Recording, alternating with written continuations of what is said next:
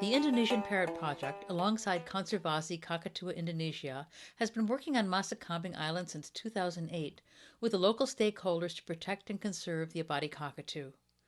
Through legislation, education, restoration of habitat, and an archipelago-wide conservation and pride program, major achievements have been made. This critically endangered cockatoo currently has a total population of 20 individuals, and in 1994 there were only 5 left in the wild. In early 2013, a fledgling chick fell out of the nest and was rescued by a local man. This is a cell phone photo of the king and the man who rescued the fledgling Abbotti parrot. The king is on the right. In November 2013, an active nest tree fell to the ground and crashed into a mangrove swamp. A chick fell from the nest into the swamp. He was only about 6 weeks old and was too little to find his parents or fly. The village decided to name the bird Anak Berani, which means brave young child. In December of 2013, Dudi Nandika and Dwi Agustina visited Masakambing to check on Anak, take photos, do another census, bring supplies, and help the local people craft some homemade baby food. The entire island was so excited that Anak had been saved.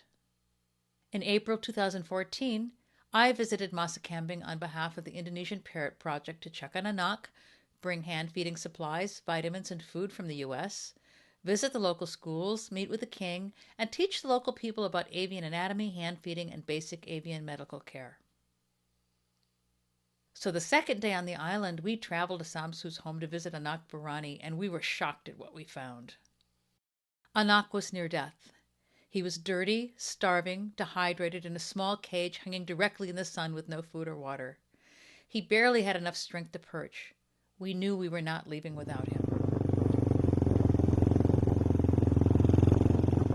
So the escape by motorbike began. Dwi tried to carry the cage, but it was too awkward, not safe, and we had a long drive through the forest.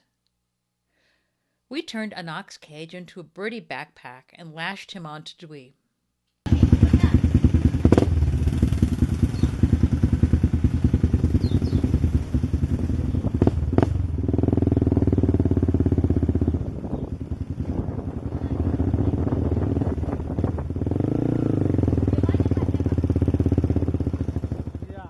The trip was successful. We arrived at our homestay and I attended to Anak with water and food. He was so weak he could only eat tiny amounts of watery formula, about 1 cc at a time, had no feeding response, and his droppings looked like dried yellow rice. We were all praying that he would survive. We put him back in the cage on a soft towel to rest. After Anak's nap, I held a class for the local women and teachers in the village on how to care for chicks and created an emergency plan in case future chicks would fall from nests. They were great students. Although Anak was almost 8 months old, he only weighed about 100 grams and would have to be fed every 2 hours around the clock until he could eat more. When we returned, we built a cage using locally available materials and included a box padded with towels for Anak to sleep in. It's October now, and Anak will be 1 year old.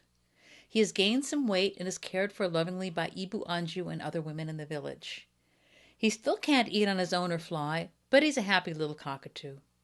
What's really cool is that the Abbotti Cockatoos roost every night right by the house, so at least he can hear and see his family. He's trying forest foods, but still mostly plays with them. Anak Berani has become a symbol of the Abbotti Cockatoos, and his strength, fight to survive, and gentle nature has touched hearts around the world.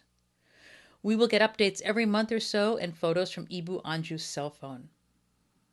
Please visit our Facebook page or website at www.indonesian-parrot-project.org. Any donation you can make, large or small, will go directly to Project Abbotti and for Anak Berani or any other chicks that need rescue or care. The Indonesian Parrot Project is a 501c3 nonprofit organization.